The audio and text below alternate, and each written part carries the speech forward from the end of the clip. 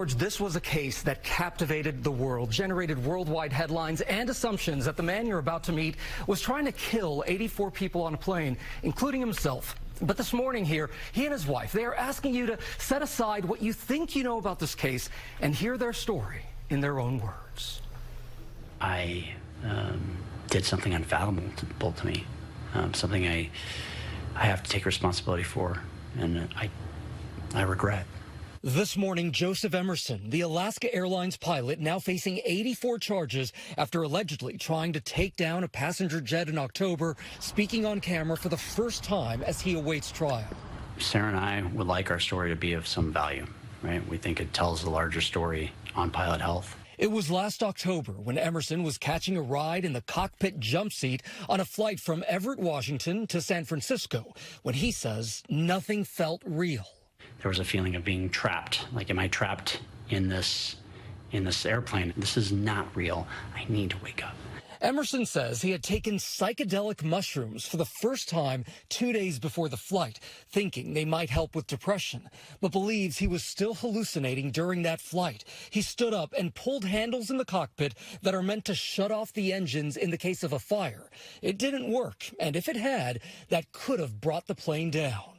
There are 2 red handles in front of my face, thinking that I was going to wake up, thinking this is my way to get out of this unreal reality.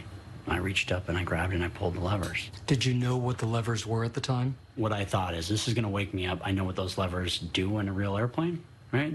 And I need to wake up from this.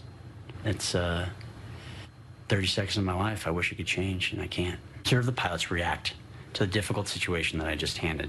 And I said, you guys want me off the flight deck? I'm off the flight deck. He left the cockpit, listened to one of the pilots. We've got the guy that tried to shut the engines down out of the cockpit. Emerson says he then tried to grab the handle of an emergency exit door, but a flight attendant stopped him. And I put my hand on the lever. I didn't operate the lever. She put her hand on mine. And I think around that period is when I said, I don't understand what's real. I need you to tough cuff me. In the air, he texted his wife. You text me, I've made a big mistake. And what were you thinking at that point? I was like, what in the hell is he talking about? And I immediately got on FlightAware, because that's how I can track him. And I saw that the plane was diverted. And I think I texted him back, is this because of you? Emerson says he'd been struggling with some form of depression ever since his best friend Scott suddenly passed away, but didn't turn to a psychiatrist for medication, worrying a formal diagnosis could end his career. He instead turned to alcohol and eventually those psychedelic mushrooms in October. Coming into this, I hadn't really been sleeping a lot the night that I took the magic mushrooms, and I did not sleep that night. And so this cumulative sleep deficit, I believe, may have also impacted just my perception of what was going on. Emerson now speaking about it all in the new documentary The New York Times presents Lie to Fly on FX, as he and his wife focus on increasing awareness about mental health in the cockpit. Right now, there's a perception out there that if you raise your hand and say something's not right, there's a very real possibility that you don't fly again. At least one doctor saying at an NTSB summit in December, it's time to modernize the mental health regulations for pilots. Who would you rather fly with, a pilot who's depressed or a pilot who's depressed on medication? And that's what it comes down to. I think if pilots and controllers were able to obtain a proper diagnosis and be in a proper course of treatment, and if they're safe in that course of treatment, right, keep pilots, controllers undergoing treatment who are safe on the job, I think that's a better system. Emerson faces 83 counts of recklessly endangering another person and 1 count of endangering aircraft in first degree.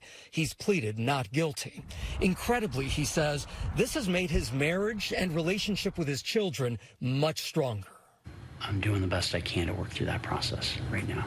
And I'm better for it, which is kind of a weird thing to say. But I really am better for all of this. It's not the way I would have engineered, but I'm just doing my best today. And Emerson is now not allowed to fly or leave the state. He and his wife, Sarah, they've started a nonprofit called Clear Skies Ahead. They hope to fund studies surrounding medical care for pilots, whether it's mental health or physical. He is sharing his entire story and his mental health initiative in the new documentary on FX called The New York Times Presents Lie to Fly. It airs tonight at 10 p.m. on FX and streams tomorrow on Hulu. But they really seem committed on this issue of pilot mental health and physical health. In fact, his wife has tattooed on her arm, Clear Skies Ahead. What a story that is. Yeah. Truly, and thank goodness no one on that flight was ultimately hurt after all of that. Absolutely. Okay, Gio, thanks.